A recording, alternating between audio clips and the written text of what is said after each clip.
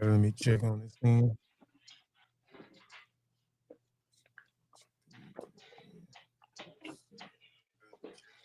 All right, we live. We'll be right back. When I am dead, wrap the mantle of the red, the black and the green around me. For in the new life I shall rise up with God's grace and blessing to lead the millions of the heights and the triumph that you well know. Look for me in a world when there is storm. Look for me all around you. For with God's grace, I shall come back with countless millions of black men and women who have died in America, those who have died in the West Indies, and those who have died in Africa to aid you in the fight for liberty, freedom, and life. This country wasn't made for a black man, so I gotta hustle, gotta grind with my black hands. I got plans to build our own black land, from the black belt to the Caribbean with black sand. Back to Africa, police to capture you if you speak of revolution, so they always after us. Peace to Matulu and Assata Shakur. Free political prisoners and prisoners of war. It's all forms of oppression. We gotta learn our lesson from Black Panthers and Mexicans. It's for our own protection to unite. The president won't give a shit, it's gonna be a fight. He flying over New Orleans avoiding our flight. But they can give us crack. What the fuck is that? Is it a fact that Bush don't give a fuck about blacks? But he can't, cause we don't give a fuck about ourselves. Please believe it's time to get something else. When our friends turn to cowards and bullets come in showers, I'ma stand and never bow until they holler black power. When our friends turn to cowards and bullets come in showers, I'ma stand and never bow until they holler black power. When our friends turn to cowards and bullets come in showers, I'ma stand and never bow until they holler black power. Black power, black power, black power, black power. Let me hear ya holler, black power. Let me hear ya holler, black power. Man, I got on black clothes and got a black mask with a black strap representing for my black flag. Black studies, black knowledge for a black class. Trying to teach a couple black lessons to your black ass. I'm like that L Dash, gotta make some black decisions, cause it's clear to see that it's way too many blacks in prison. It's a massive killing, call it a genocide. So I'ma praise the Most High and I'ma stand and stay alive.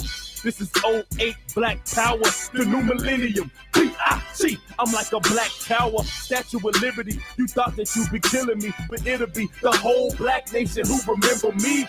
This resurrection is considered a blessing for complete black power and sexist suppression. Cause the black woman is precious, not just for sexing. No, this ain't lame, this is real, don't second guess it. I've been young, now I'm young and a veteran, but I'm still growing, still trying to be a better man.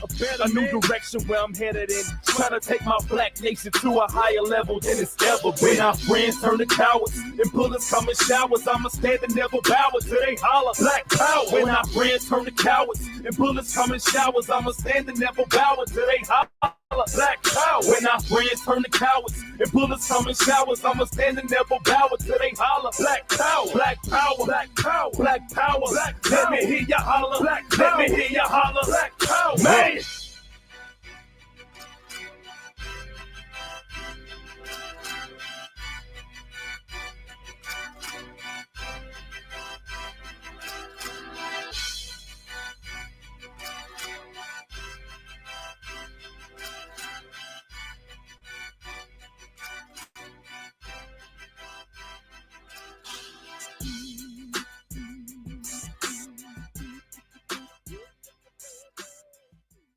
All right, all right, all right. That's one way to get the show started. Black Power.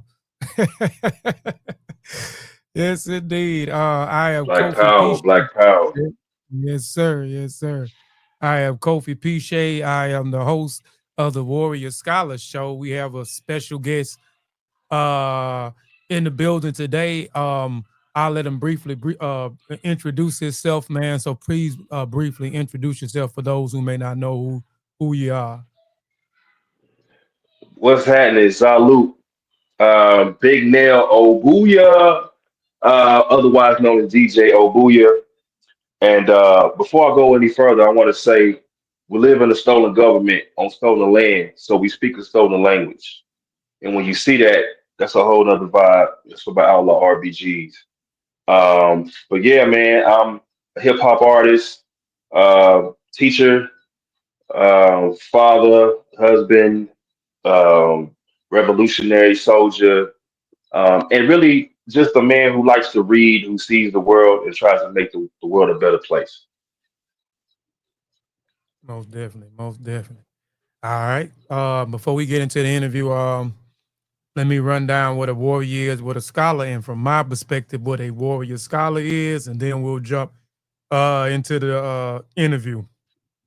For Um, sure. a, a warrior, a soldier, a combative, one who wages war, a person who engaged in or experienced in warfare broadly, a person engaged in some struggle or conflict. A scholar is a person who has done advanced studies in a special field. A learned person, a holder of scholarship, a person who studies a subject in great detail, especially at a university. All right, when combining both of the words warrior scholar, from my perspective, what a warrior scholar is someone who is well studied and waging war against mistruths, pseudoisms, and willing to stand on the battlefield against institutions and platforms that promote that. A warrior scholar is someone who is on a mission for the truth, for accurate and sound information. A warrior scholar is one who is disciplined, good characters, morals, and willing to fight back against those who use information dangerously. So that is what a warrior scholar is from my perspective. And this brother who we have on the panel today is definitely a warrior and definitely a scholar. He's a warrior scholar in his own right, right? So man, let's get into the interview, man. So again, man, welcome to the Warrior Scholars Go. I greatly appreciate you, man, for taking out some of your time, man, to to chop it up, man, with me and the listening audience, man. Yeah, I'm happy to be here, man. I'm happy to represent for all the warrior scholars, and just to kind of put it in perspective for me, when I think of warrior scholar, man, like the work that I do when I say I'm a teacher, I'm not just teaching like in academics. So I do teach English, I do teach history, world history, African American studies, stuff like that. But I also teach self defense, martial arts. I teach boxing. I teach fitness. I teach wellness. I teach functional fitness, and I train athletes. You see what I'm saying? And I think all of that's intertwined. I mean, it's difficult for my experience to see somebody really learn if their body doesn't work right. You see what I'm saying? Like, how can I teach you about history or teach you about your people or about what we got going on in terms of liberating our people now? How can I teach you about that and you hungry?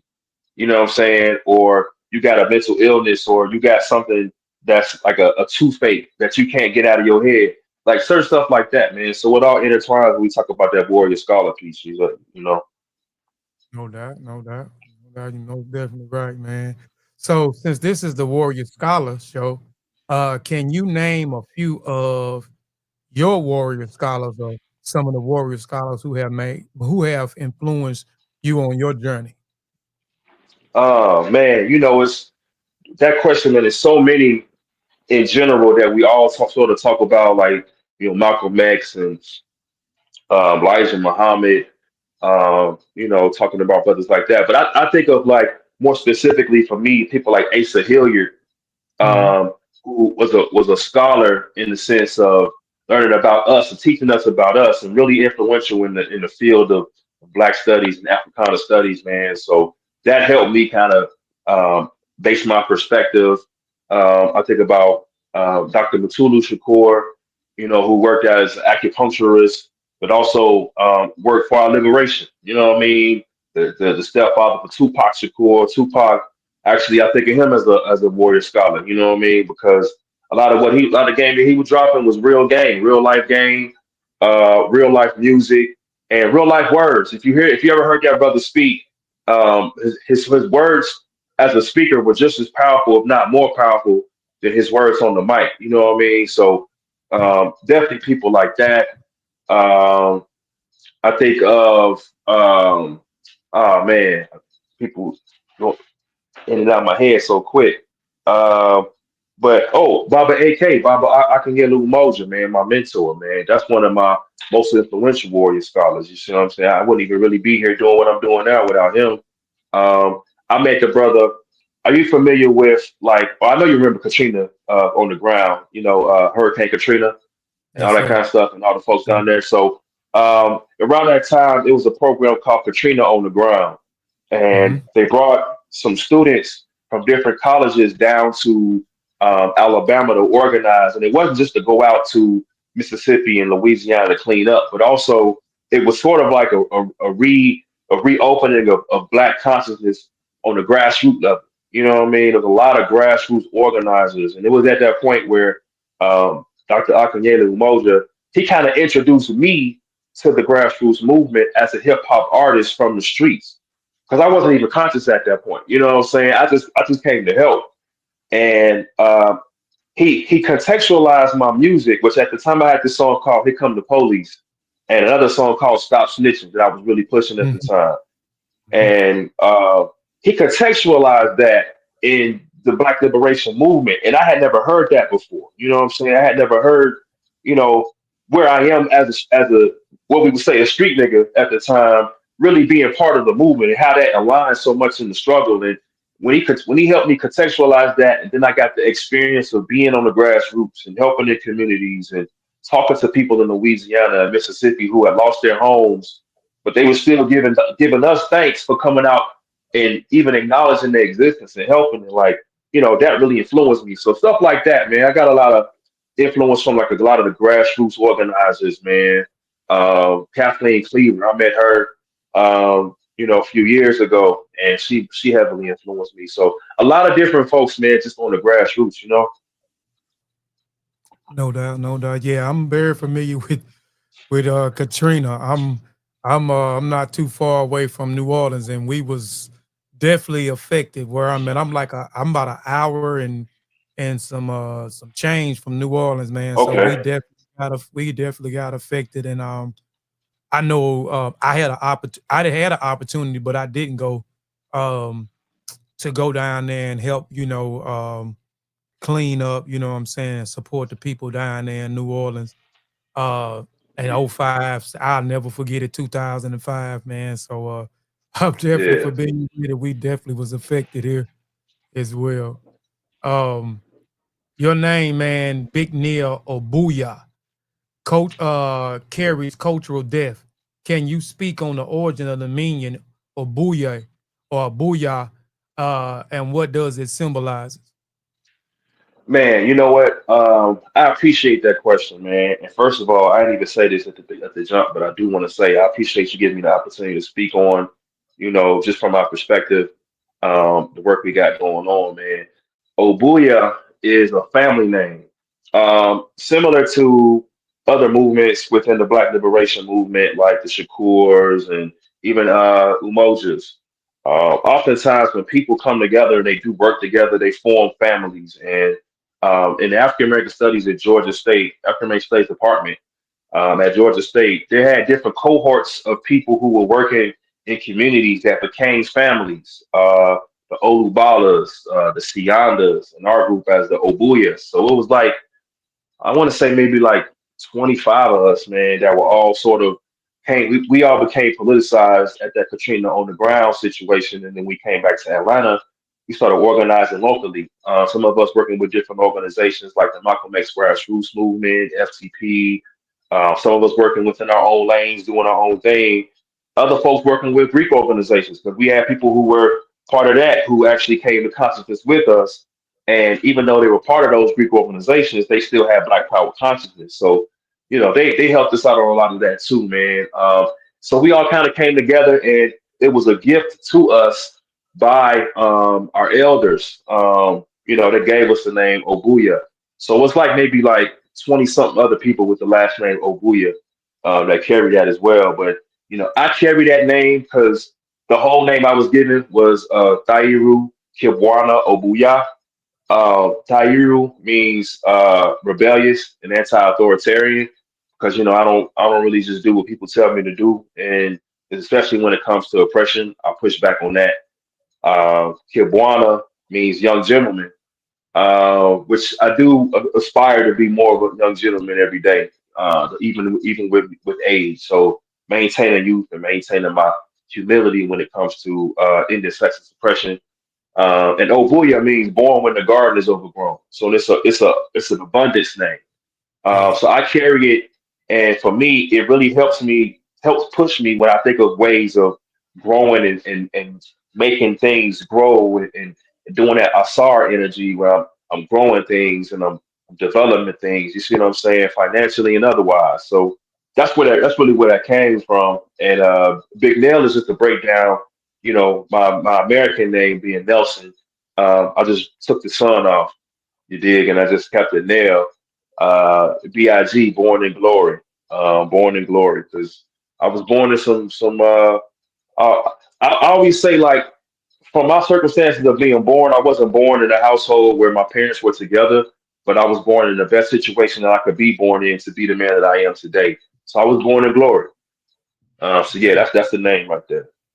No doubt, no doubt. It Booyah definitely speaks to you. The more I started digging, you know what I'm saying, and looking up things on you and finding things, doing my journalistic thing, man. That name, it does fit you. It's uh the origin is in Kenya, you know what I'm saying, and like you said, growth and definitely resilience, you know what I'm saying, when the garden overgrows, you know what I'm saying. So growth and resilience, that does represent you. The more I started digging in and seeing certain things and how you carry yourself and some of the things that that you involved with, and even listening and learning through those projects, you know what I'm saying, that you put out, man. So I definitely, bro, appreciate you, man, for explaining the name. Most of the people that come on here, they have a significant name, so I always, that's like one of my questions, as well as the first question about the Warrior Scholars is, I want to definitely get the origin or the meaning behind the name. And I think I wish more of us in our household, you know what I'm saying, would do the same thing. We naming our kids Concrete and Corvette and all all kind of silly stuff, man. You know what I'm saying? So in African culture and tradition, the naming process, you know what I'm saying, and then rites of passage, you know what I'm saying, those names, you know what I'm saying, mean something, is connected to, your path, is connected to your future, is connected to your journey, man. It's connected into your purpose. So, I always want to ask, because I be wanting to know the individual's name when they come on here with these names. So again, man, I appreciate you for the breakdown. Yeah, definitely, man. Definitely. Our names are our stories. Yes, I tell people all the time, like, when we have names, the names that we're given in the African tradition are our stories. It's sir. it's who we are going to be, who we are, who we have been. That's our story. You know what I mean? My name is a whole lineage, and I have other names too. You know what I mean? Just throughout my lifestyle, I've been gifted with the privilege of being given other names, other African consciousness names, that have been really praise names, Mhm. really ways for me to give blessings to the Most High for everything that I've been able to endure and grow from. Yes, sir. That's dope. Because right, if you look at some of our brothers and sisters on the continent, they have, man, several names. You know what I'm saying? Several different names that are given to them, man. So that's dope, Yeah. man. Um, oh, where I want to go, where I want to go. You wear many hats, man, in hip hop, man, as an artist, a DJ, a producer, an educator, martial arts, and more. Was this that diverse skill set developed with intention, or did it evolve naturally through your journey, man? Man, bro, it's really life, man. It's really all the lifestyle. You know what I'm saying? Like, I've been in martial arts since I was little. Like, I can't remember. I think I might have been 7 or 8 when I started in Taekwondo. And you know how that is. You start Taekwondo and you kind of be bullshitting around here and there. But I took it seriously. Like, I really fuck with, like, kung fu movies. You know what I'm saying? And that whole context. So I saw myself as like a little Leroy Brown. You know what I mean, in the hood. Plus, I was in Chicago at the time too, so you're always squabbling, man. And I don't know, like, it just was part of my life. The martial arts piece. I've always kind of had creativity, and I tapped into some creativity when I was younger. Believe it or not, man, when I was hella young, man, I was in a little singing group, man. We had a little singing group, and we would go around the hood of Chicago and go to talent shows and sing. But it's funny because that was around the time when Jodeci was hot. You know what I mean? So it was like the groups. So we had a lead singer that would kind of take over and be singing and doing his, you know what I'm saying? So it would kind of be like, all right, that ain't the move for me. And I stepped back from that, but just still be writing. And hip hop kind of started really tuning in for me. But it was different in Chicago because in Chicago with hip hop, it's more of like a jazz, house music, R&B city at the time. You know what I mean? Like hip hop was more underground. And a lot of the hip hop cats listened to on the street was it's similar to now how they have like the drill music, but it would be like only like the gang really listen to these tapes. You know what I'm saying? Like you wouldn't be tapped in unless you was tapped in, that type of shit. But I actually got access to like listening to some underground hip hop music on the underground radio show one time. I was hearing like Pete Rock, CL Smooth. I was hearing like even Too Short, E40. Um, I was hearing Foo Schnickens. I was hearing all kind of like hip hop, but it was like that underground. You know what I'm saying? Uh, Lords of the Underground, all that kind of stuff. Like I'm hearing different music, and I'm like, what is this? You know what I mean? So and like I tell you, I've been writing the whole time. So I started writing stuff, and I'm sounding like Too Short sometimes. I'm sounding like Pete Rock sometimes. You know what I mean? And we moved out of Chicago and moved to Texas, and I got around cats who were on that DJ Screw vibe at the time, and I was right around high school at that time too. So that's when I really started rapping, but I was freestyling, like coming off the top, you know.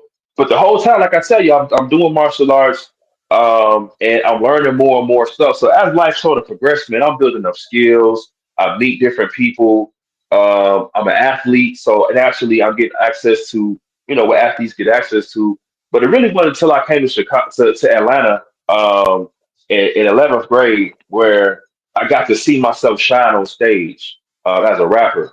And I was kind of doing my thing, spitting, but I came and a lot of people, not a lot of people know this. I used to do gospel rap, and I had a gospel rap record deal. You know what I mean? So I would be touring around different parts of like the southeast doing shows. And I've done shows in front of crowds that were like 30,000 people because it'd be like church conferences and stuff. So I lost all fear that came from being on stage. You know what I mean? And I got a chance to really do my thing. But you know how life is, man. When you're dealing with Christianity and you really start to learn, you keep asking questions, and they don't really have the answer to every question you ask them. And after a while, you have to go to other places and ask those questions, man. And before long, I started really being like, all right, this ain't they're not giving me the answers I need. Um, too often, I'm falling. I'm seeing people who come into the church who really need help, and they just falling all the way off, and the church ain't really helping them, or they part of the problem, or somebody in the church victimizing them.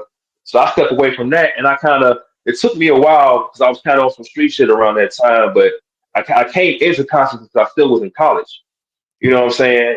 And like I told you, man, when I went to Georgia State, I met people who were in the Black Liberation movement, and that really just set me up. That let me know that I could use all of the talents that I had collected, being a hip hop artist, making beats, being a martial artist. Like there was a space for that in the Black Liberation movement. You know what I'm saying? I started to learn Kupigana and Gumi, which is a Black martial art, African martial art. Um, Kupigana and Gumi is sort of based like a mixed martial art, but we're teaching in the community as part of our self defense and as part of like just martial arts training for our youth and the New African Panthers.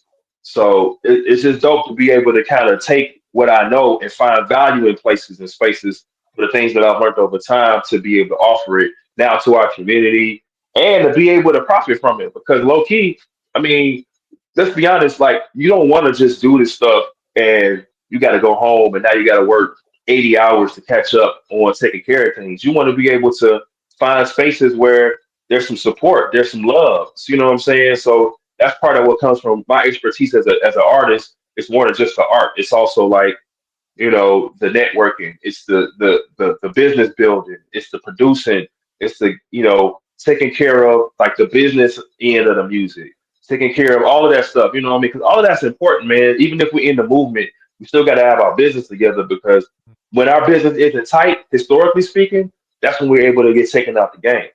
Mhm. Yep, most definitely, man. And that's that I like that because the more I was looking into you and I seen all these different hats that you wear, these skill sets that you have, what I'm saying? I think, that's the approach I think we all should take. Look at my Alexa. I ain't even talking about no weather. She talking about the weather. Alexa, But listening, bro. yeah, I was gonna say Black Power one day. There you go. Alexa, say Black Power. She mute. But yeah, but I think we should, all take that approach because I took that approach like I'm entrenched in literature, right? So by Yeah, me being entrenched in literature, it formulated me where I was able to create a publishing company. And so now I had to understand other different skill sets. I had to understand traditional publishing. I had to understand self-publishing. I had to understand splits, what's print on demand. You know what I'm saying? So many different aspects, so many different genres, because I want to know how to write in every other genre besides historical nonfiction. So now I'm reading all types of stuff that I wouldn't even type of read. Network, and I have to get out there and network with people and build relationships with people and learn other things and then come back, what I'm saying, and share that, what I'm saying. As I learn, we all learn. I live by that. So that's dope, man, that you was able to capitalize on all of those different skill sets, man. You know what I'm saying? You entrenched in the art. You're not only a hip hop artist, you're a DJ. You're not only a DJ, you're a producer. You're not only a producer, you're an educator. You're an artist. You're a writer, right? You know what I'm saying? And something that I didn't know, I heard you mention, and we're gonna talk about that a little bit later because I want people to tap in to some of your writing you got on because you definitely a writer. Um, but as a music producer, this question is for me, man. In particular, man, as a music producer, what equipment and software do you rely on most? When building a track, do you typically start? It's a twofold question. Do you typically start with a bass line or do you start with the drums, the snares, and the hi-hat? And this is a question from me because I'm a producer as well. So I just always want to ask, what people are, I'm interested in what people are using and how do they start off, building their track. yeah, yeah, man. I like Reason. I like Reason. I like Fruity Loops. Because Mhm. you can just kind of put sounds. You can really manipulate sounds on there, man. I like drum machines too, because I just like the grittiness that you get from drum machines sometimes, especially when you're trying to go for like a retro sound. So I do like those. With tracks, man, the keyboards too. Like sometimes I do like when I go to other studios when I'm doing beats and they got a keyboard, sometimes I get inspired to kind of play around. I never really was too good on keys, but I know chords. So I Mhm. play around with chords and just make something happen sometimes, especially when I got some interesting sounds to play with. So it really doesn't matter the keyboard, it just matters what kind of sounds I got access to. But building tracks, man, it depends. Like sometimes I start with the sample. If I'm using a sample, I'll start with the sample because I'll let the sample kind of tell me where I want to go, whether I want like something that's just super, I need some bars, or something where it's more like, all right, this is going to be real track heavy. Um, who I want, like what kind of vibe I want. Do I want it to be like up top? Want it Midwest? Do I want it South? You know what I mean? So once I kind of figure that out from the sample, then I just go with it on the drums and let the bass line flow. If I'm just coming freehand with no sample, I start with the bass line oftentimes. And I really wish I knew how to play bass. And I had a homeboy that used to play bass that would come to the studio and like we would work it out. And I realized that when there's a bass line already created, or somebody who's creating a bass line on the spot, like that's when I'm in my element. So at some point, I hope to build a band or something like that. And really make it pop like that. But I don't know, man. For me, I try not to rely so much on the equipment as much as the sounds I could get. Um, I do need to upgrade though when it comes to equipment because I'm not able to do as much as I like, and part of that is just because I'm timing, man. Like, I think I told you off camera, man. Like I'm doing a lot in terms of the education side because I'm really seeing some opportunities for us to move now that we're in this new era where they're talking about getting rid of the Department of Education. I think there's some opportunities in the grassroots, and I'm working real hard to kind of learn how the system is and some of the cracks in the system, so that when shit hits the fan and we really need to, we can kind of get back to having like freedom schools. You know what I mean? So I'm in that mode, and the music is still coming on with me. So please pardon me. It's only gonna get better from here, man. On the music side. And side note, in addition to like the hip hop, I'm also working on some house music stuff as well, man. I want to. This is the time where we need to dance a little bit, then move a little bit, and house music always kind of been in my soul. So I'm working on putting out a house music album, mixtape. I don't even know what I'm gonna do with it, but just some house music, because I DJ house in addition to hip hop. So hopefully we can get some parties, man. We can get some dances, some African movement, because it's Afro house. So yeah, that's that on the music though, man. I just like when it comes to music, I can get real prolific, and then I'll have times when I'm really focused on business. So I could hopefully at some point I could build a decent enough team where I can have enough time to just focus on the music. If I could just get like just a whole 2 months and nothing but music, bro. Yeah, people in trouble at that point. You know what I'm saying?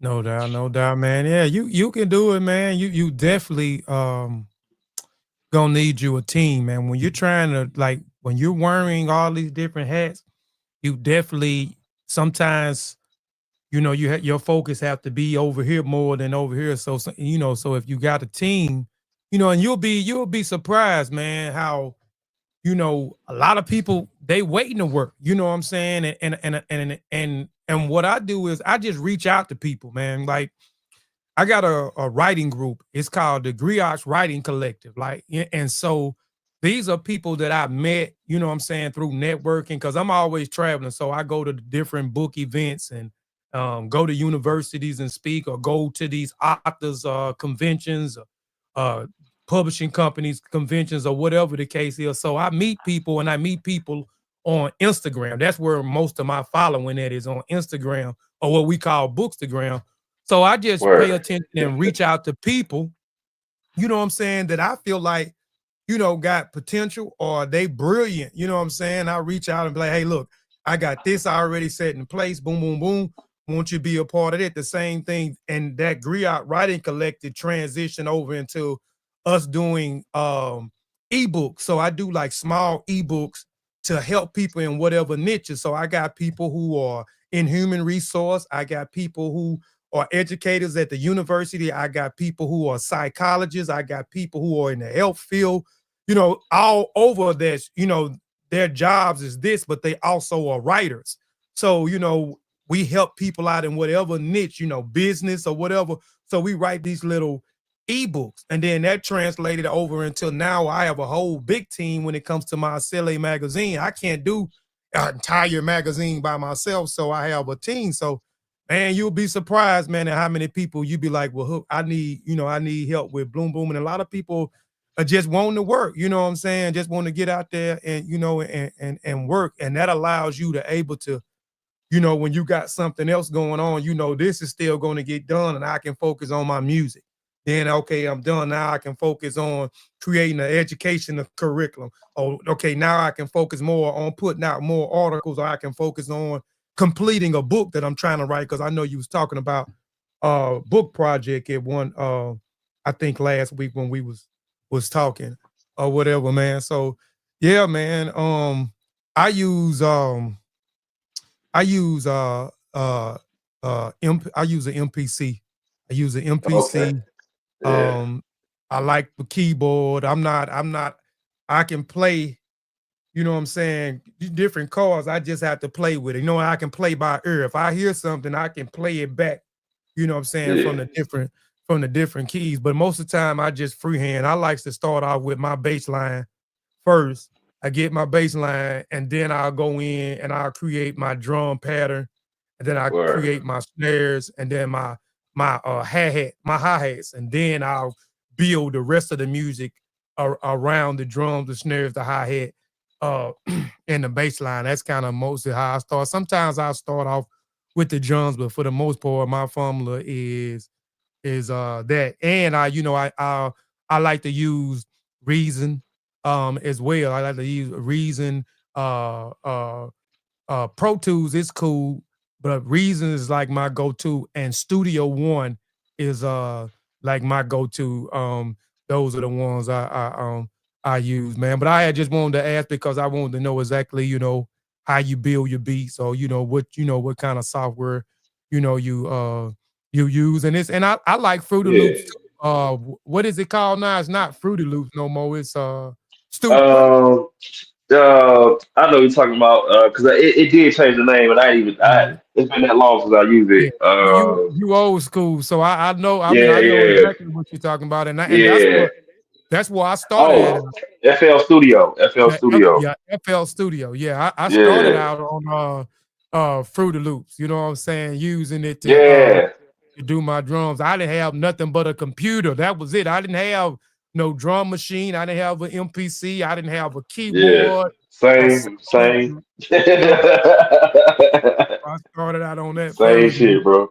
Yep, most definitely, man. And I know what's the producer down there in Atlanta that used to produce for Waka Flocka fame. Oh, Um, man, got the I know you talking tattoos in his about, but face. I forgot his name, bro. I forgot his name, but I know you talking about Yeah, though. but he still uses, Fruity Loops. He used FL Yeah, Studio, man.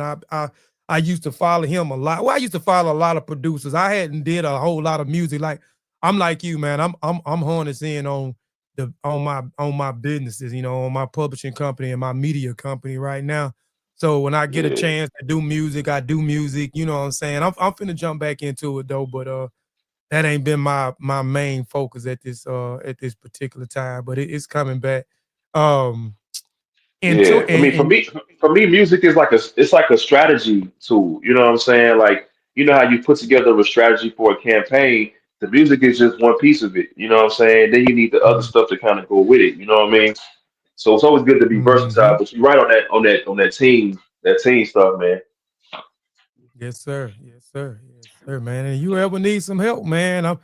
And my wife tell me I gotta stop this. My wife gets on me so much, man. Like I'm a worker. I done told Opie this 1,000 times. I don't know, but I like to work, bro. I like to work. You know what I'm saying? Because it's it's not always about me. You know what I'm saying? It's Yeah, about helping others.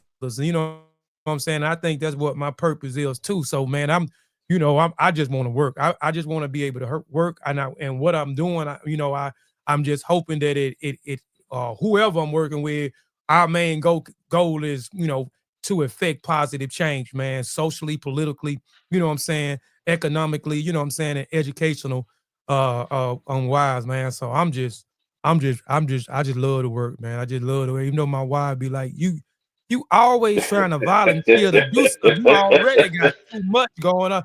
She was just fussing at me a while ago, you know what I'm saying, about how I stay off in my office all the time. I said, well, babe, I gotta work. And then I make a living. This is how I make, majority of my money is off in here working, you know what I'm saying? So yeah. this is where I'm at, man. So, but No, I feel that. and yeah, yeah, no doubt, no doubt.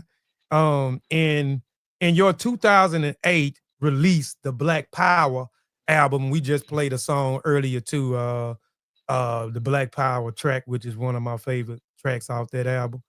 You describe hip hop as your first love. In 2025, do you still feel that same passion for the culture and the art form? Man, so let me say this about the art form and the culture. There's a brother who we work with out here in Atlanta named Minister Server, and he often reminds us that rap is the music, but hip hop is what we live. You know what I mean? And the hip hop culture that I live, yes, I'm still in love with that. You know what I'm saying? I'm still in love with the elements and the ability to create. You know what I mean? Because let me tell you one thing. Like when I really started rapping, of course, I was introduced to all different types of styles, but what really influenced me was guys like UGK, A Mm, Ball and MJG, mm, 3 6 Mafia, Twista, right, Crucial Conflict. You know what I'm saying? Stuff right, that wasn't necessarily mainstream and still had that street to it. But when you right. talk to the brothers, it's different. You know what I'm Mhm. saying? It's street, but it's different. That's why it's like when we think about Outlaw RBG, that's the street consciousness because there's always been a level of yeah, we on the street, but we still love our family. We still love our communities, and we ain't killing kids. And there's a code to the street shit. You know what I'm saying? Tupac talked about the thug code. You know what I mean? So for me, like I refer to that when I think about hip hop. Now the rap music, we all know the rap music has been co-opted. You know what I'm saying? Rap music is being used as a tool. The rap music industry is in cahoots with the prison industrial complex. So they're literally creating music that's creating the people who will eventually go into the prison industrial complex. They talk about statistically how by third grade you can tell whether or not somebody's going to end up on the path to prison and things of that sort. Yes, Well, sir. by third grade, they also start to form their musical taste. You know Mhm. what I'm saying? So think about the age at third grade. You know what I'm saying? What's that like 7, 6, 7? You know Yes. what I mean? Mhm. So by eighth grade, they're about 12, 13, 14. You know what I mean? That's exactly who a lot of these radio stations cater their music towards. We have a radio station here called 1079. It's Hot 1079. There used to be 97.5. And I remember going up there a few times and kind of politicking with the folks and getting an understanding of who they're targeting so I could kind of work on my music to help go in that direction. And they basically told me, like, man, they targeted uh, ages 13 to 17-year-old girls, black girls in the hood. That's who they target. You see what I'm saying? So the music that they play it's for them. So when you hear music talking about women, women and all that, you know what I'm saying? That ain't for us. That ain't even really for dudes. It's for the 13 to 17-year-old girls that they targeted because they know if the girls listen to it, then the guys don't listen to it. And you know, Mhm. eventually build a big enough audience when it's time for they don't have summer jam here. They call it birthday bash. When they have Mhm. birthday bash down here and all the artists come out here and perform, all the artists that have been making their music for them, they bring them out, and that's how the radio station really gets their vibes up during the summertime. You know what I'm saying? So you'll hear music that's catered toward that they got really no. You don't have to think to listen to it. You know what I'm saying? Even if it's street consciousness, you still kind of gotta listen to it a little bit with some thought. They telling stories. They telling like stuff that's going on. So you kind of have to have a little bit of mindset. Whereas a lot of this shit that a lot of these folks is playing, it ain't even really street consciousness. It's just street. It's just some chick rapping about her coochie. It's just some dude rapping about his money. It's just some, you know what I mean? And it's like the stuff sounds good and the beats be rolling, but it ain't really consciousness. It ain't really culture. You know what I'm saying? It's counterculture that's used to control our culture.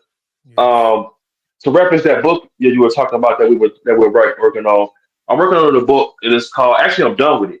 We were talking before, and I was still working on it. I just finished it now, so now I'm just really formatting it and getting ready to put it out. But it's dealing with Black political thought and different spectrums of Black political thought that we have. And one of those spectrums that we look at is assimilationist. And you can assimilate two ways. You can either do it voluntarily or Mhm. involuntarily. And a lot of our community does it involuntarily. We assimilate involuntarily. We're part of the Mhm. system because, you know, financially, a lot of us depend on it due to government assistance. Our education comes from government. Our food, a lot of times, we get subsidized with, the food stamps and stuff like that. So unintentionally, not knowing no better, they become assimilated into American society. Therefore, whatever America needs them for, that's what they use for. In this case, for bodies to go to prison. So a lot of times, that's really what rap's about, man. And part of why we do what we do is to keep that consciousness rolling, so we can change that shit. You know what I'm saying? May not be able to necessarily destroy it today and tomorrow, but we want to give an alternative so that when people don't want to do that no more, they don't want to listen to that bullshit. They don't want to dance to some little girl rapping about how she's twerking on somebody and throwing money. Like they don't want to dance to that. They can dance star shit. So that's really what that's about. And so I'm gonna forever love hip hop. I'm gonna forever hold up the fact that I see hip hop as a tool that we can use for liberation. No doubt. No doubt. I definitely with you on that. Can you hear me? I can hear you. I can hear you loud and Okay. clear. Okay, yeah, I had turned it down for a minute. But yeah. I wanted to know, man, because that album was either 2008 or 2010. So, I wanted to see, was your perspective still the same? Was you still in love with it or, everything? Yeah, You know what's funny is like that album was 2008, and then I released a project in 2010. It was the RBG mixtape, RBG Takeover mixtape. Excuse me. That came, and then I released around the time between those. Running Back Volume One was still I was still kind of in the streets producing with artists that were kind of street oriented. And then Running Back Volume Two was more of like my evolution in the revolutionary consciousness of hip hop. So that's why it's more revolutionary in the music. But I still love hip hop in that project. That was like 2013. And the last project I really dropped or began to drop because it's funny how life kind of takes you. Um, I was working on something talking about, uh, it was like love. The song was called Love. But then when I recorded it, I just stopped doing music altogether because I really was just, we could get into why, but like at the time, I kind of rearranged what I was doing in life and really started focusing on business like heavy, like all business, no play type shit. And I remember going back to the song one day and thinking, man, I made this song called Love, and it hadn't been released yet. I got to put this out. And now I'm working on the Black Love album. So the first album was the Black Power album. This one's going to be the Black Love album. You know what I mean? Talking about different aspects of love because you can lose your love and get it back, but you can get a different type of love, or you can go through different seasons with love. And this album kind of is going to illustrate that. No doubt, no doubt. No doubt. I can't wait to hear it, man. Can't wait to hear it. Um, you released a strong catalog, including Run It Back Volume 2, December 13, The Birth of a King, Get Yours, and more. Which of these stand as your personal favorite and why? I mean, because you done put out, I mean, man, you put out some heavy projects, and them songs you ain't putting out a album or a mixtape with 8, 9 songs. Them jokers averaging 17, 20 tracks on them. So and which one which one is your personal favorite, man? Which one is your personal favorite, and explain why? um, Man, when it comes to my personal favorite, I vacillate between December 13th and Mm, Running Back Volume 1. And the reason mm, why I vacillate between those two, Black Power album took a lot of work. It took a lot of work. And sometimes I have to like listen to it again to fall back in love with it because cause I worked so hard to put it together. I mean, I still love the album, man. It's just like I was working so hard on it, on making it just be like the perfect album to really introduce me to not only like the conscious side of hip hop, but to reintroduce me to the music industry all over again because I've been working with different artists and kind of been on a different vibe. So like the music in that album, it really comes from a heart place. Um, December 13th was fun. Like that album was fun, man. It was fun to do. And Running Back Volume Two was fun, or Volume One rather was fun because I had folks around me. You mentioned that team piece. I had a decent team around me at that time, man. I had a decent team of artists and producers I was working with, and So we so just had was it. that so was that I don't mean it, but so that was that because I kind of took that as like a compilation. I seen you had Yeah, uh E5 and while we're talking about that, Bump J. I know you just said you come from Chicago. Is that the Bump J from Chicago? yeah. It's a Bump J from Chicago. Oh, Yeah, okay. Wow, that makes sense. Okay, but go ahead. I ain't mean to break you, but when you was now you talking about good. that first one, so but go ahead. I enjoy But it that one was too, man. Yeah, it was fun to do. It was fun to get everybody together. You know what I'm saying? Like some folks, like Bump J, I didn't really know him like that at the time. We had just been kind of like messaging back and forth. This is like a MySpace days. You know what I'm saying? Mhm. So I'm just messaging with the brother, man. He had some music that was dope. I asked him if he wanted to put it on. He said yeah, so I put it on. Um, and Ife at the time, she and I were both at Georgia State as students. You know what I mean? So we were both putting together music like parallel, and we were just like, let's do some music together. And stuff worked out, man. We got a few songs together, working together, where I produced some tracks for her and stuff like that. But yeah, man, it was just fun to do. It's like it was fun to do the songs at shows. It's fun to get folks out when we did the Running Back Volume One stuff.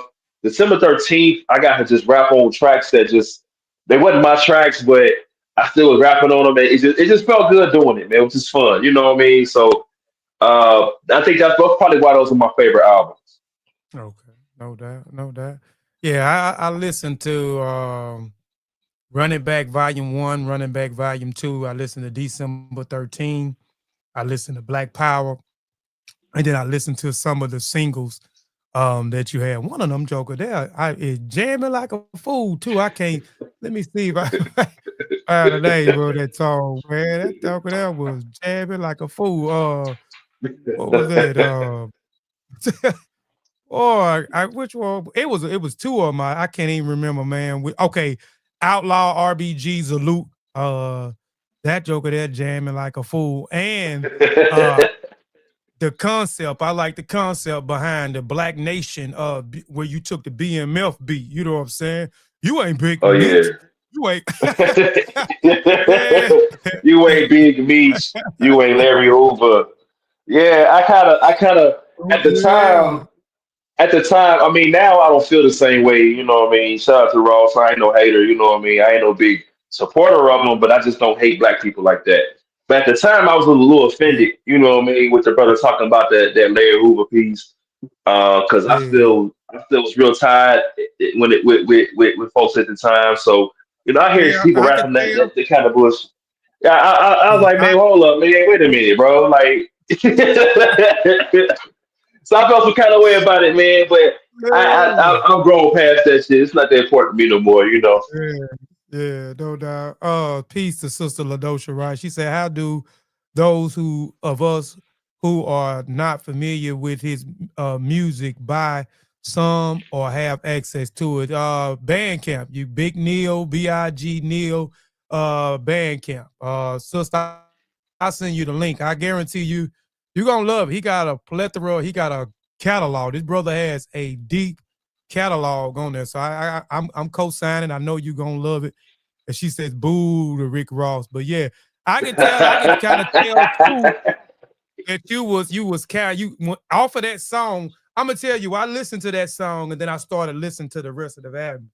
It kind of put me. It kind of and I could be wrong, but it kind of I say this brother is affiliated because he mentioned Hoover quite a few. I pay attention now. You know what I'm saying? I pay attention.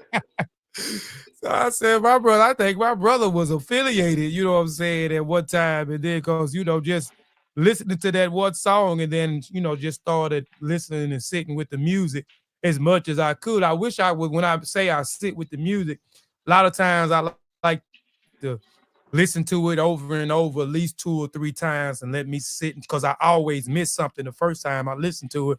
So I wasn't able to just really just sit with your music because you have a catalog. So I'm saying I got to get all these albums in. So my goal was to listen to as much as the album as possible. Listen to what listen to what you're saying, because even with some of the albums, I can tell your transition. I can tell your transition from, or I can tell you how you merge, street, you know what I'm saying, with the revolutionary piece, you know what I'm saying, and creating, your art, you know what I'm saying, your art off of that, you know what I'm saying, and being very unapologetic, you know what I'm saying, through your music. Also, by me listening to each one of those albums, you're not just you're not a one trick pony, you know what I'm saying? You're very versatile in your flow. So when me listen to your flow, if facts where you speeding it up, then you got tracks somewhere you slowing it down, you got tracks where you doing some double entendre.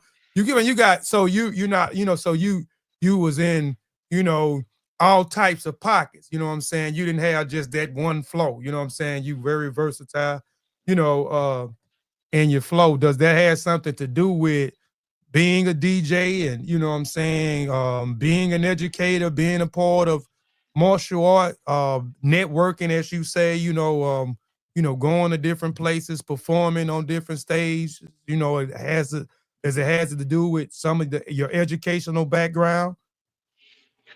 I think the style comes from just life. You know what I mean? Like originally being from Chicago, we all would be trying to rap fast. You know what I mean? And at the Mhm. time, I mean, nowadays it's a little bit different. Guys, their styles are a little bit different. But at the time, in the Midwest, we had Twister, you had Bone, you had Crucial Conflict. You know what I mean? So Mhm. everybody was kind of having a double, double time on their speed on their rap. Mhm. And I moved to Texas, and I remember kind of using that style in Texas. And at the Mhm. time, they rap totally opposite. They on that Oh DJ yeah. Screw. It's like duh, duh, duh, Mhm. duh, duh, duh, duh, duh. So real slow. So like I Mhm. would kind of take that and kind of you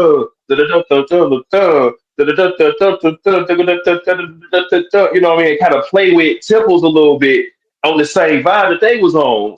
And I don't Mhm. know, man. It just kind of created like my own little vibe. It's funny too because I hear a lot of songs that guys be making, and I'm like, man, that sounds like some shit I made before. That sounds like something, and I don't trip on people taking my style. I think that just shows that hip hop is spiritual. You know what I'm saying? So whatever vibe I could be on, somebody else might feel that same vibe and get in the studio and write some shit just like that. So I don't take it no type of way, but I do hear a lot of influence from some of the ways that I have been rapping, where a lot of guys are rapping like that.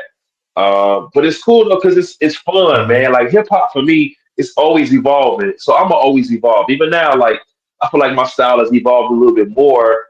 Rapping with guys like from the Vengeance and being around different folks.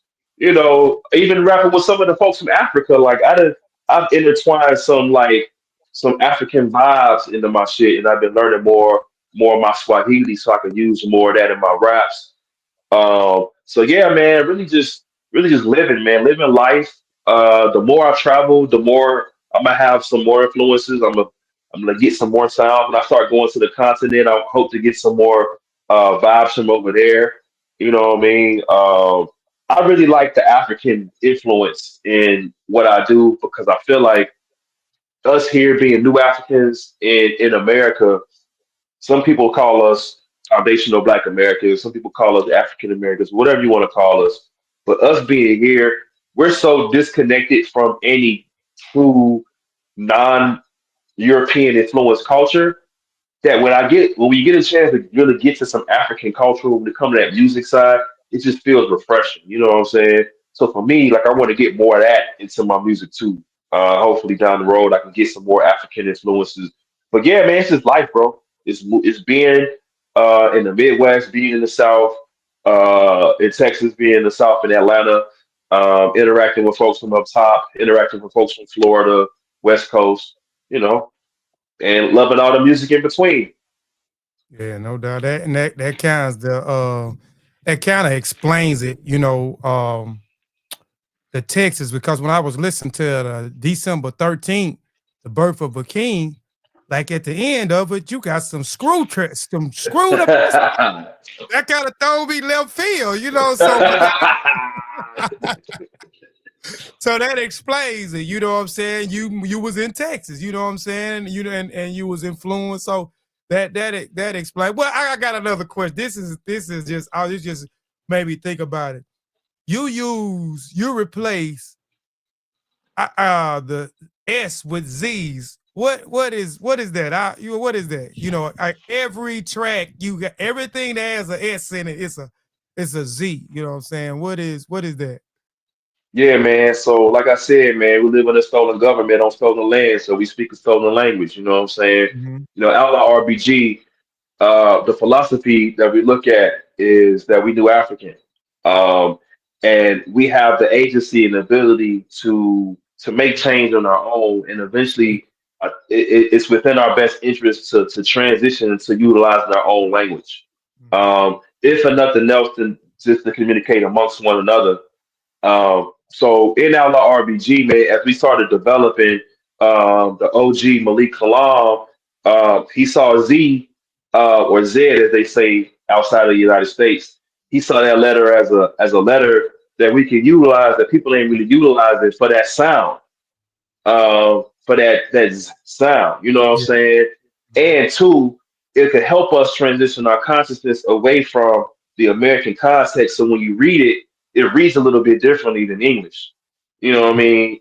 And sooner and soon we can replace more and more letters. We can replace more and more sounds. Excuse me. We can replace more and more words that maybe are Swahili words or Wolof words, Mm-hmm. or you see what I'm saying, and Mm-hmm. really build our culture past this Western influence. Because right now, I mean, if we're being honest, as African as we are, we still are heavily influenced by the West. You know what I Mm-hmm. mean? You and I are speaking English. You know what I'm saying? And a lot of what we do is it's revolutionary, but we still are enjoying the benefits of living in the West. And we have yet to build the infrastructure to support ourselves as Africans, new Africans, Pan Africans, foundational Black Americans, whatever that may be. We haven't built the infrastructure to support ourselves independent of this nation. You see what I'm saying? So until we get to that point, we got to really find ways to build more independence, and the disease is just one step in that direction. No doubt. No doubt. I appreciate that. Appreciate that. Excuse me. And I just put in the chat. That's Big Neil's band cap. That's where you can get all of his music at on there. Um so just click the link and go on there, and the albums are pretty reasonable. I think $28 you can get his whole arsenal of Yeah. music. He has a lot of music on there, man. That's a good price. Or you can buy albums individually, you know what I'm saying? It's whatever you want to do. So but yeah, man. Appreciate that answer, man. Um Man, where I want to go, man. I got so many questions, man. You have I, you have a digital footprint, brother. The more you have the more you're working and you have a presence, you know what I'm saying, is it makes it easier, on the person that does in the interview, or just want to do some research to see what the person is all about. But it takes it to a whole nother level once you face to face with that person and you ask questions and the person is actually going through it, you know what I'm saying, in real time. But man, revolutionary music serve as a tool for liberation. In your view, how can we make conscious music more attractive to our youth, especially unfamiliar, especially those who are unfamiliar with RBG, Garveyism, or Pan Africanism values? Mm, that's a dope question, man. First thing I think about with something like that is it's really up to the youth. Hip hop. I'm not one of the people who believe that you got to stop doing hip hop at a certain age. I think that you can do hip hop all the way into the grave. Hip hop is so Mhm. versatile, and the music can be about so many different things that you can rap about whatever. You can DJ music however you come from in terms of your era. So I don't think hip hop really has an age. And I Right. think that with new concepts or maybe not, more unfamiliar concepts like this revolutionary black gangster movement, RBG movement, revolutionary black god, or whatever you want to call your RBGs, red, black, and green. This movement needs to have young people kind of spearheading it for young people. You see what I'm saying? It's not going to be until we get some artists, some RBG artists who are more in the YN class, more in the YN age group, that we're really going to get the buy-in from that generation. I think that us as OGs, we can shore up our generation and we can inspire maybe some younger people who listen to retro hip hop and are really tuned into our vibe.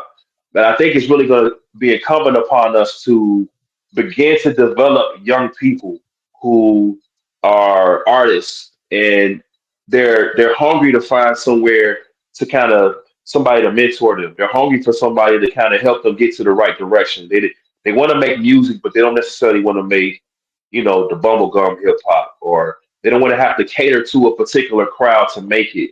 Because truth be told, we live in an era now where you kind of do whatever you want to do with hip hop. Because social media is such a big thing now.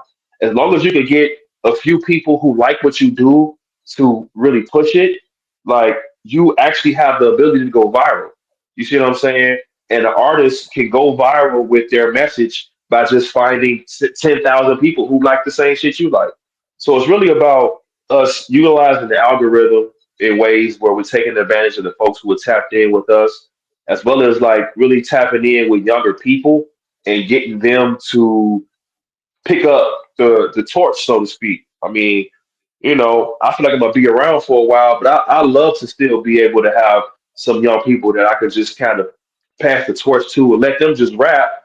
I just make them beats, what I'm saying, book them shows and set them up, and we make it happen like that. You know what I'm saying? I'm not one of those guys who I gotta be the front man. I've never really been like that. You know what I'm saying? Like that's part of the reason why a lot of people haven't been as familiar with my music like that, because I never really been the front man, like to be like me. Like I don't suffer from ego starvation. You know what I'm saying? So I don't really need a bunch of motherfuckers co-signing me. I really just need whatever the end product to be, which is, in my opinion, the raising of consciousness and us being inspired to do great things in our community. I need that to happen. You know what I'm saying? So for me, I'm gonna push the homeboy Zaire Malik. I'm gonna push Malik Kalam. I'm gonna push, Mike Chambers. I'm gonna push Ben Jobs. You see what I'm saying? I'm gonna push my brother, and I'm gonna come along with it because I'm gonna work hard to get there. You see what I'm saying? So I want to be able to do that for somebody who's younger, because I think that younger presence, that younger energy, is really gonna bring that RBG music and all the RBG movement to the next level. Man, no doubt. Appreciate it, man. Appreciate that question. Answering that question, man. RBG Batar, he has a question. He says, as a teacher, do you encourage your youth toward race consciousness slash awareness? Of course. We live in a different world where, and I'm gonna try to tread lightly on this. We live in a different world where they boiled racial consciousness down to diversity and inclusion and all this kind of stuff. And no disrespect to anybody who works in the move of diversity and inclusion. My perspective is more so black first. You know what I'm saying? Like we say, race first. So when I push what I push, I'm educating my black children about black people. I'm not, I will give them other stuff. Like, to give you an example, right? When I teach world history, the first place I start with, I'm starting from Kush and Nubia and Kemet. You know what I'm saying? And then I take a trip from there over to the Moors. So I fast forward in history because I feel like those two eras of our history are important to contextualize everything else. You see what I'm saying? So then when we talk about the Chinese dynasties, and we talk about the Mesopotamias and we talk about the Indus River Valley and that kind of stuff, the context is already set where we are. I put an African center to world history. You see what I'm saying?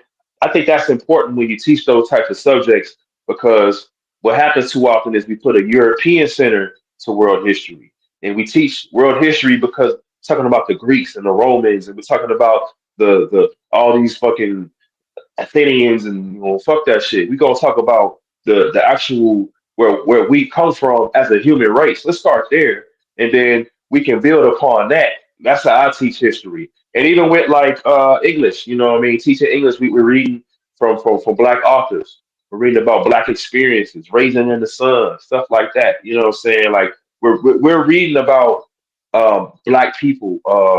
Claudette Colvin, which was the sister who was the first person to refuse to give up her seat right Right. before the Montgomery bus boycott started. That she was like the inspiration for it, and she was only what 16 at the time when she did that. So it's an example of youth social movement and youth sort of creating movements. You see what I'm saying? So we definitely get them plugged into that. So yeah, that's definitely number one. For sure, you got it. We got some questions from Obi, and then Ladosha. I'll shoot your question to him in just a minute. Obi says, "Is wearing the bandana over your face a tribute to Malik Kalam?" Ha, good question, man. We've been masked up since 2012, Joe. You know what I'm saying? It's wild because if I'm really being honest, like I come from the crib, man. So I always kind of had like a gangster, I'm gonna cover my face mentality. And I never met nobody who was on that same wavelength until I met Malik Kalam, man. And he would be masked up all the time, like every time you see him. And I remember like early on when I was DJing up at the station with him, so I would come up to 89.3 with him, you know what I'm saying? And at first I was just kind of up there just as a visitor, bringing music and bringing beats and stuff for us to freestyle over. And eventually I started DJing, man. I was DJing up there with him, and we was doing like the early live streams, like the early, like before it was like commonplace to have live streams. And he never had his face. So like he never had, always had his face covered whenever the camera went to him. He'll take it off when it's just us, you know what I'm saying? But in that camera, if we around some other folks, he always had that mask covered, you know what I'm saying? So it just became a trademark, you know what I'm saying, for us to be masked up. So we all sort of took that on as a crew being masked up. Myself, Zaid, you know what I'm saying, Mike Chambers, Dirty Red, got to shout out Dirty Red. We used to be out there like that, man. And it's wild too because it caught on so quick. But who would have thought that COVID would make it so everybody wearing masks now? You know what I'm saying? That's the thing now. Why you ain't walking around with a mask and a hood on like bum bum bum? And it's like, yo, I feel like everybody's giving a tribute to Malik Kalam at this point. You know what I'm saying? So like I'm a firm believer in magic, and not in the sense of like abracadabra, even though that is still valid magic. In the magic, in the sense of when magic is science. So when you put elements together, they create a reaction. You know what I'm saying? We put a movement together, and whatever happened in the universe forced the world to be masked up. You know what I'm saying? So we literally got the whole world to give a shout out to Malik Kalam. So shout out to Malik Kalam on that, man. But yeah, that's we do be masked up to give props to him, but it's really a mentality that comes with it as well. For sure, for sure. Ladosha says, "What does he think about using rap music to elevate political awareness and responsibilities? Kind of how James Brown, uh, I guess that's Fela Kente, did with the funk music. I Yeah, seen, Fela Kuti. Yeah, yeah, yeah. I'm all for that, man. I think that we make the music for the movement. That's part of our job, man. We make the music for the movement. I remember Matulu before he passed, when he was down in the penitentiary in Florida, we had a lot more contact with him down there. And I remember actually meeting him and him actually telling us to like always make our music like for the people. And we got our consciousness. So all we got to do is just rap, just keep it real. Like, don't try to be somebody we not. Like, don't try to be part of the industry in order to be on. Always make our music for the people, you know. So for me, even if I'm making a song that's like is borderline not conscious, it's still for the people. You know what I'm saying? Because I could tiptoe that line because I could personally, I mean, just me, I can go to the West Side, in West Side Atlanta and chop it up with folks. I'm teaching most of their kids anyway. You know what I'm saying? Yeah. I can go out there and chop it up with them.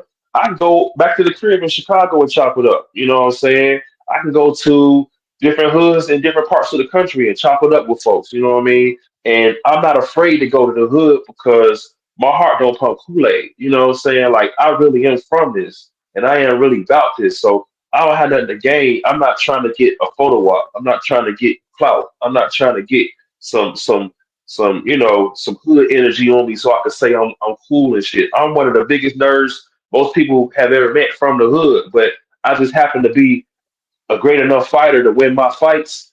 You know what I'm saying? When I got in squabbles, when I got jumped in, I didn't fall like a little bitch. You know what I'm saying? And I'm a soldier, so I'm always about mine. So I can always push forward. But my mentality ain't no thug. My mentality is like thug in the sense of thugging for our people. But I'm a nerd, bro. You know what I'm saying? So for me, like I'm trying to find ways to bridge gaps. You know what I'm saying? I'm trying to find ways to bridge gaps and have you know computer connections. You dig? So yeah, I go on my No stream of doubt, no consciousness doubt. and stuff like that. So excuse me. Ever since I moved to the West Side. West Side. Yeah, man. Yeah, Yeah, I mean man. Hey, I've that's done. the. So I was just saying, man, that's my second favorite song on that Black Power album you got. Yeah. Word. Yeah, that's a hard song. What's funny is like we went to some of the hardest hoods, like the CBPM, which is organization for collective Black people movement. Their office was actually on the west side. You know what I'm saying? When Malik was alive, he spent a lot of time out there in the CBPM office, just us organizing with UNIA, ACL, and the CBPM out in the community. We did community cleanups. We did like little stuff for the youth, feeding youth. Um, different stuff here and there in that community. Also, some more political education stuff too, like just general political education. So I've organized on the west side. We've been through the West End. We did youth programs all on the West End. You see, we've done like we've worked with summer programs on the West Side. So when we talk about these affiliations, it's not just like we just know people that live over there or we just lived over there. Like we actually put our footprint in the sand in the community to make change. So whenever about the West Side, yeah, I lived there and I moved there and shit, but I also did work out there too. You dig? So that's what it's all about. No doubt, no doubt. Um, Man, your writing explores critical issues from community injustice to culturally critique. What role does journalism and writing media plays in your mission to inform, heal, and mobilize our people? Because you're a writer. You're a writer. Yeah, that's an awesome question, and I appreciate that. I'm working on. I'm not only say working because I mean that's literally what I'm doing like now. We are building the infrastructure through Running Back Media to be able to offer um, digital products for people to be able to read, and also help to develop literacy programs for people to learn how to read better, whether it's for adults or youth. And we're really just building the platforms for them so we can get it out to people who are already doing it. No sense in reinventing the wheel. We just want to help to create more effectual change in that realm. And I think a lot of the training that I've had over time and some of the people that I've been affiliated with that can really add some details and some information to that. they're gonna add on to that as well. We're gonna really build that shit. So running back media is a big piece of that. I'm really gonna just scale it out outside of just performing, or rather just providing the products and services, and really develop programs out of it. Because that's gonna be that next level of creating the blueprint for change. The blueprint of Black Power, as Amos Wilson would say. Um, so that really leaning in on that piece. Um, Also, like the music, I think is really big because that's the stuff people meditate on. So I want to build an opportunity to expose people to what we have in terms of this revolutionary music culture. Vengeance Radio is really popping right now, so we need to find more ways of putting that out there. Other alternative radio access as well. So we're working on all of that, man. But I truly think that for me personally, you're gonna see more books from me. The Souls of Black Folks is gonna be the name of that book. That political um, political identity book. But also, I'm working on a book. It's going to be a physical book. It's more of a manual type book, and I want to pair it with a youth program. We'll be developing some rites of passage programs. So Mm. the reason for the books, essentially, they're going to be stuff to read in leisure and read to learn, but also they're going to be sort of like instruction manuals. We really want to build the we really want to build the Black Power papers.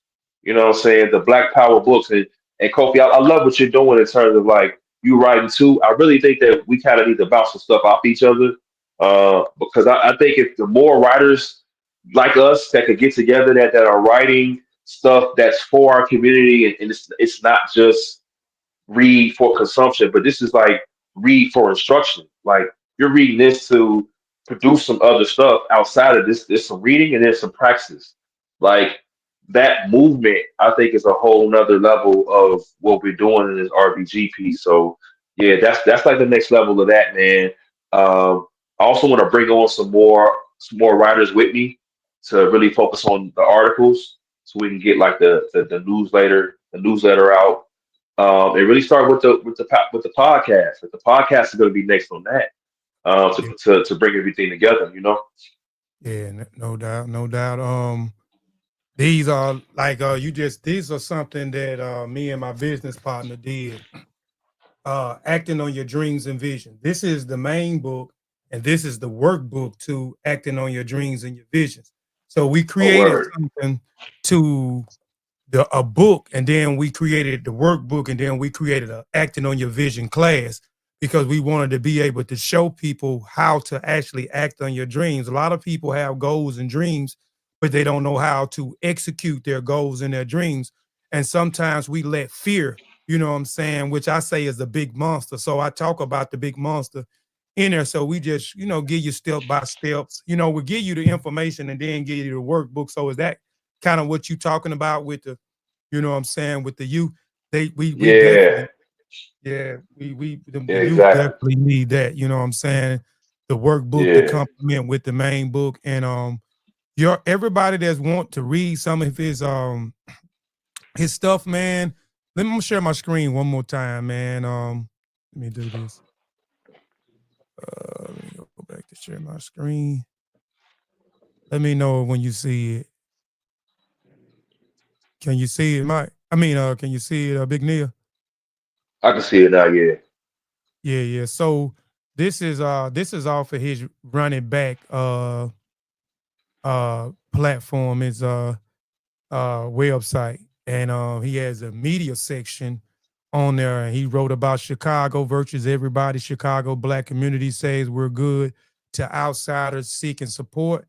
Is hip hop dead or just taking a nap? That I love that one there. Um, Money behind the government shutdown. Community demands justice, accountability, and the tragic death of Deacon John Hollins. I love that one as well. So he has a few articles on here. I like how, I like your writing style. your technique. Um, so y'all go check it out, man. Go to his website. You know what I'm saying? Run it back. What is it? Runitback.com.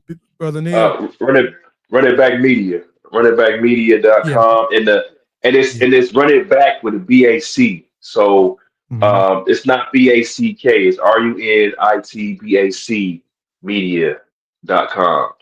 A lot of times people get tripped up on that. I did that because I wanted to kind of have some uniqueness to it. I do realize that if you just tell people that, they'll just put that BACK anyway. But it's run it back with no K, so it's RUNITBACMEDIA.com, runitbackmedia.com. Yes, sir. Yes, sir. Sister Ladosha says she finna give you all her lunch money, Big Neo. Sister, I appreciate that. You know what? I appreciate that. That warms my heart so much. And make sure you put your email address on. I think they should give you an option to have your email address added to our subscriber list. So put that on there, and I'll have some. I'll look out for you when we got the new releases. I got some Yeah. stuff for you. Oh, Dev, I wanted to be looked out for too. I bought some stuff too. Hey, I got you, bro. I got you, man. I'm gonna get you some. Like, soon as I drop the music, man, I'm giving you the exclusive. I'm gonna give you the exclusive before I actually release it, so you can already know what's up. Okay. Because like I said, I'm finna get real. Like when it comes to music, I've been kind of storing up like my inner chi. You know what I'm saying? Being the inner G, the G being God. And now I'm finna release a whole lot of music, bro. I got like I said, the Afro, the new African house music joint is coming out. Um, I got the Black Love album I'm working on, and whenever I'm working on the album, that's where my mixtapes come from because not everything makes it on the album. You know what I'm saying? Like I kind of come from that old school thinking like all the album got to be dope, all the best music. And so everything else that ain't on the album, that's what goes on the mixtape.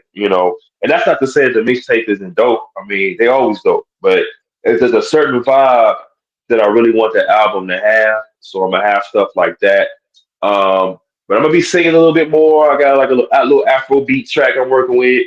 You know what I'm saying? And still the bars, the beautiful Chicago bars, the beautiful double temple bars. I might have a little bit of foolishness on the bars, but hey man, we making good music and it's dope stuff. It's God music. And yeah, good stuff. I'm gonna keep you abreast though. Don't worry. No doubt, no doubt, no doubt, man. And you singing on one of them. That's you singing on one of them. Cause you got so many albums, bro, mixed. I can't remember which one, which track, but I know it's a track on there singing, and I didn't see um anybody else. I think featured on there. It might have been somebody else featured on there, but they dropped some balls. You singing on one of them Yeah, it's albums. Yeah. it's a song called Gangsta Player Made on Run It Back Volume 2 featuring Zaire Okay. Malik. Yes, sir. Yeah, Yes, I'm that's singing on it. that joint. That's it. Hmm. And Yeah. So I sing it's a all little with bit the city. on yeah, I sing a little bit on that joint, man. It's another song called You My VIP on that same mixtape, the Run It Back Volume Hmm. 2. Hmm. I'll sing a little bit on that. Hmm. Um It's some stuff I usually do. I kind of be on that Nate Dogg style, man. I don't be trying to give him too many vocals. I might play around a little bit, you know. We'll see on the Yeah. next album. We'll see what we come with. Yeah, man. Man, I got so many, but this we coming up to an hour and a half. I try to don't go over no longer than an hour and a half. Man, it done shot by two. Hold on, let me plug my laptop up. So this is my final question, brother. Where I want to go. When it's time, when the time comes when the time comes to pass the mic, what legacy will you want to leave within hip hop culture and the global Black community? The legacy that I want to leave in hip hop culture and the After global Black community. Yes, and when when it's all Um, said and done, and you finna hang the mic and everything, what kind of legacy? you know, if I'm being honest, man, um, most high willing, I won't hang the mic up. Some fashion or form, I'll still be using the mic. I might not still have the same energy as I got now, but hopefully I'll be able to do it until to the grave. You know what I mean? Until I'm 143. But No doubt. I do think that in all seriousness, man, I want people to listen to my music and to know that you can you can have talent and you can have dope bars, dope beats, but you don't have to rap about bullshit to be dope. You know what I'm saying? And I want young people to know that you can make dope music without being like everybody else. You can follow your own path. Um, I want folks overseas that hear the music to be like, damn, that's what they going through over there. I would have never known if it wasn't for, what I'm saying, Big Nel's music. I want people to be able to be exposed to history, to be exposed to culture, to be exposed to art and science through my music, man. I want to be a conduit for knowledge and information and inspiration. So that's really what it is. You know what I mean? I want people to know that this music was useful and it wasn't just dope. Like it's dope, but I also want people to know it's useful and to make uses from it. I want people to be able to come back to this 100 years from now and to be able to know the pulse of Black folks at this time from the music and to be able to understand that um, who we are has changed over time. We've never been monolithic, and we've always been going through different streams of consciousness where sometimes people might call it positive, sometimes people might call it negative, and sometimes it might just be too great to tell. So that's really what I want to leave behind, if anything else. No doubt, no doubt, man. Well, Big Neil, man, I appreciate you, man, coming on the platform. I done learned so much, man, in this about you, brother, in this interview, and it connect a lot of dots with some of the things I assume. You know what I'm saying? So, this was more of a, two brothers getting together, man. I look at it as two brothers getting together, man, and we just chopping it up. You know what I'm saying? Just holding a Yeah. conversation, man. So I greatly appreciate it. I know people in the chat, greatly appreciate it. And I know people who may come back and listen and look at this podcast in the archives, definitely going to enjoy it, man. You dropped some jewels. Um, Again, I appreciate you, man. For those who uh may want to reach you, man, give them your social media handles. My social media on Instagram is Zaluted Obuya. So it's if you ever said saluted, Zaluted with a Z. So it's Zaluted underscore Obuya, Zaluted Obuya on IG. Um, on TikTok is Big Nel Obuya. Holla at me at Big Nel Obuya. And we also got a promo bot that we work with on TikTok as well. That's Eluded RBG, Zalute RB ORBG, Zalute ORBG, excuse me, Zalute ORBG. So that's our promo bot. Be nice to him when y'all see him. Um, outside of that, man, you could look up running back. You could subscribe to Running Back Media on YouTube. We're still building a YouTube page, but I will be having Outlaw Radio featured primarily through YouTube for the most part, at least some of the clips. And then we're probably going to stream from another platform, but YouTube is where you're going to see the clips. So if y'all subscribe now, you'll be ahead of the game on Running Back Media. So yeah, that's where you find me. And let me just add this real quick. I know we got to go. I'm a part of a movement. When we talk about New African, we're talking about uh, Black consciousness of people who see ourselves as being from the continent of Africa, but not necessarily being connected. We connected to this land here in America, so we see the landmass of America as ours by right, and the 5 states which make up South Carolina, Georgia, Alabama, Mississippi, and Louisiana. Those 5 states make up the Black Belt that we claim as our land. That's what we call New Africa. So the South is New Africa.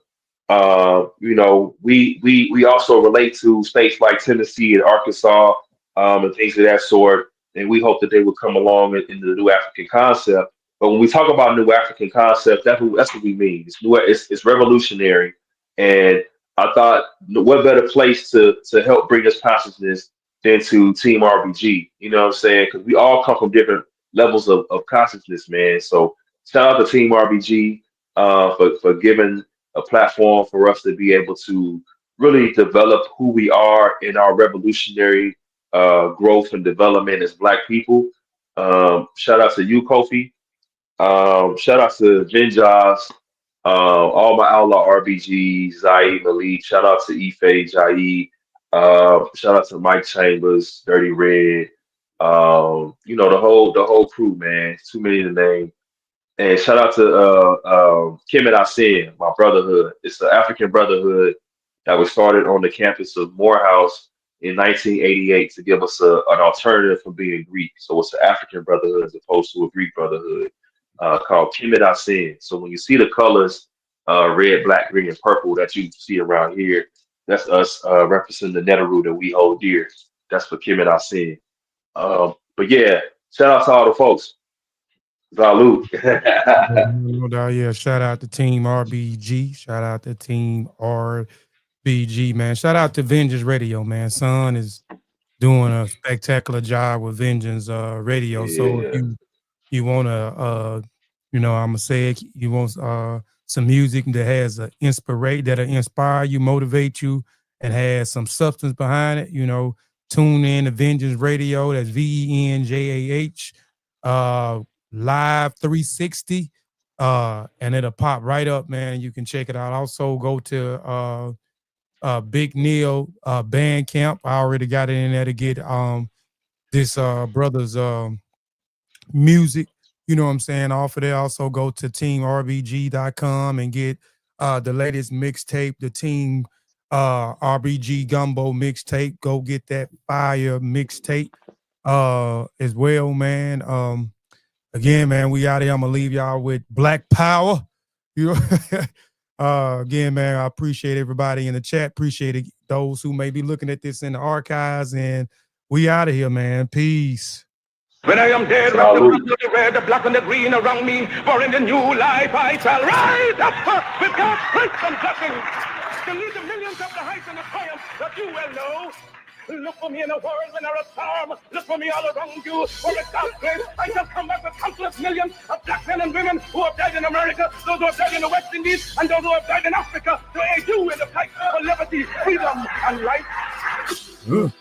This country wasn't made for a black man, so I gotta hustle, gotta grind with my black hands. I got plans to build our own black land, from the Black Belt to the Caribbean with black sand. Back to Africa, police to capture you if you speak of revolution, so they always after us. Peace to Matulu and Assata Shakur.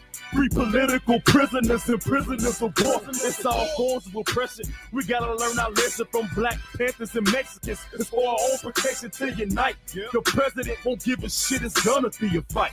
He flying over New Orleans aborting our flight, but they can give us crack. What the fuck is that? Is it a fact that Bush don't give a fuck about blacks, but he can't, cause we don't give a fuck about ourselves? Please believe it's time to get something else. When our friends turn to cowards and bullets come in showers, I'ma stand and never bow until they holler Black Power. When our friends turn to cowards and bullets come in showers, I'ma stand and never bow until they holler Black Power. When our friends turn to cowards and bullets come in showers, I'ma stand and never bow until they holler Black Power. Black Power. Black Power. Black Power. Black Power. Let me hear ya holler. Black Power. Let me hear ya holler. Black Power. Man, I got on black clothes and got a black mask with a black strap representing for my black flag. Black studies, black knowledge for a black class. Trying to teach a couple black lessons to your black ass. I'm like that L Dash, gotta make some black decisions, cause it's clear to see that it's way too many blacks in prison. It's a massive killing, call it a genocide. So I'ma praise the Most High and I'ma stand and stay alive. This is 08 Black Power, the new millennium. B.I.G. I'm like a black tower, Statue of Liberty. You thought that you'd be killing me, but it'll be the whole black nation who remember me. This resurrection is considered a blessing for complete black power and sexist suppression. Cause the black woman is precious, not just for sexing. No, this ain't lame, this is real, don't second guess it. I've been young, now I'm young and a veteran, but I'm still growing, still trying to be a better man. A new direction where I'm headed in, trying to take my black nation to a higher level than it's ever been. Our friends turn to cowards and bullets come in showers. I'ma stand and never bow until they holler black power. When our friends turn to cowards and bullets come in showers, I'ma stand and never bow until they holler black power. When our friends turn to cowards and bullets come in showers, I'ma stand and never bow until they holler black power. Black power, black power, black power, black power. Let me hear ya holler, black power. Let me hear ya holler.